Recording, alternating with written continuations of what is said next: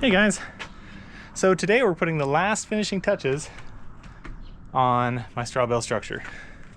So if you haven't been following, I built this straw bale structure. It's 192 square feet and I'm using it as an office space.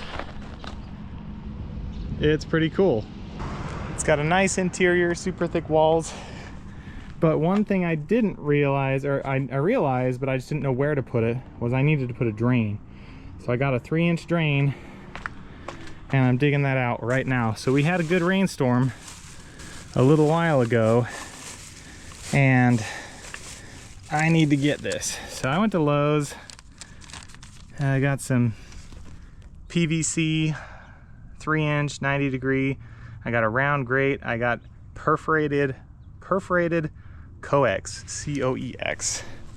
That's what this stuff is. Got 20 feet of it. You can see it's perforated right there. Pretty cool.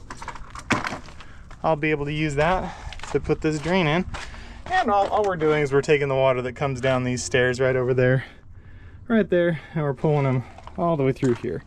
Then I have my walkway that comes around here into my straw bale.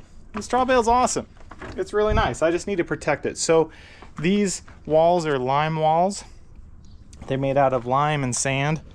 And I've got this, I need the water not to come beyond this point, because if it touches any of the lime, it'll actually like suck it up and kind of climb into the wall. So we live in a really dry climate. It doesn't rain all that much, but when it does rain, it comes down hard. So natural light in here. Here's the space. It's pretty nice. It's small and it's my own. I've got my AC unit, got my little home theater set up, and it's kind of messy in here. We were watching a movie last night. It was great, but here I'll show you the walls. You can see how thick the walls are. These are 18-inch thick walls. The way it works is that I've got a little peephole here where you can see the straw bale on the back side of it, but you can also see kind of how thick it is. It's kind of hard to see, but it's about 3 inches of plaster right here. That's about 3 inches of plaster. So you've got the straw bale and the plaster. Anyway, it's cool, but let's keep working on this drain.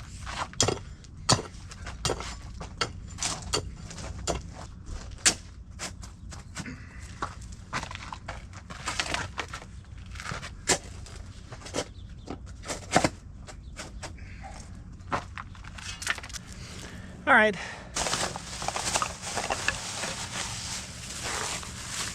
Now that we have the hole pretty much dug out, got a grate. Attach it to this thing. It's just a little 90 degree. Then we're just gonna stick this together, make sure it points, make sure the holes are pointing down.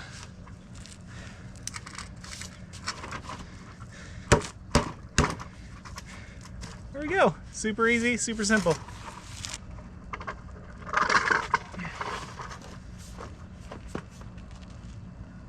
This actually slopes down. It kind of looks like it goes up a little bit. It's kind of sloping down.